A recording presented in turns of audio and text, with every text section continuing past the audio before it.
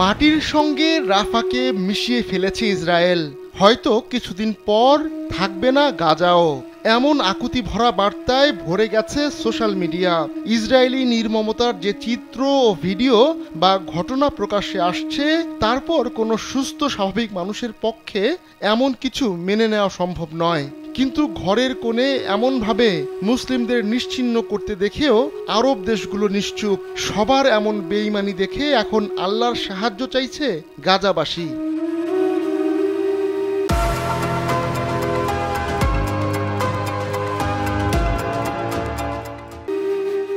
রাসূল সাল্লাল্লাহু আলাইহি ওয়াসাল্লাম বলেছেন, সব মুসলমান একটি দেহের মতো।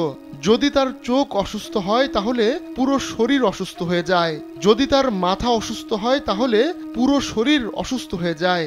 সহিহ মুসলিম হাদিস নম্বর 6754। কিন্তু গাজার মুসলিমরা বোধহয় ভিন গ্রহের কেউ, তাই তাদের দেহে আঘাত লাগলেও সবাই সাইডলাইন থেকে দেখছে। বাঁচার নেই কোনো রাস্তা। অবরুদ্ধ গাজায় তাই হয় তিলে তিলে, নয় বোমা মেরে হত্যা করা হচ্ছে তাদের। গাজা নিয়ে অনেক আগে থেকেই কূট পরিকল্পনা ছিল ইসরায়েলের। সে মোতাবেক নকশাও তৈরি করেছেন ইসরায়েলি প্রধানমন্ত্রী বেনিয়ামিন নেতানিয়াহু।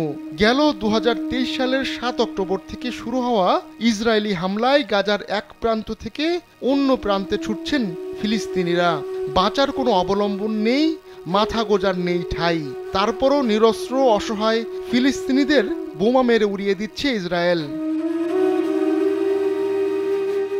এক পেশে এই অভিযানে কমপক্ষে 50,000-এর বেশি ফিলিস্তিনি নিহত হয়েছেন। তাদের মধ্যে 17,000-এর বেশি শিশু। অনেকের পুরো শরীরও খুঁজে পাওয়া যায়নি। বিমান হামলায় ছিন্ন ভিন্ন হয়ে গেছে দেহ। আবার সম্প্রতি মেডিকেল কর্মীদের লক্ষ্য করে ইসরায়েলের পরিকল্পিত হামলার বিভিন্ন খবরও প্রকাশ্যে আসছে।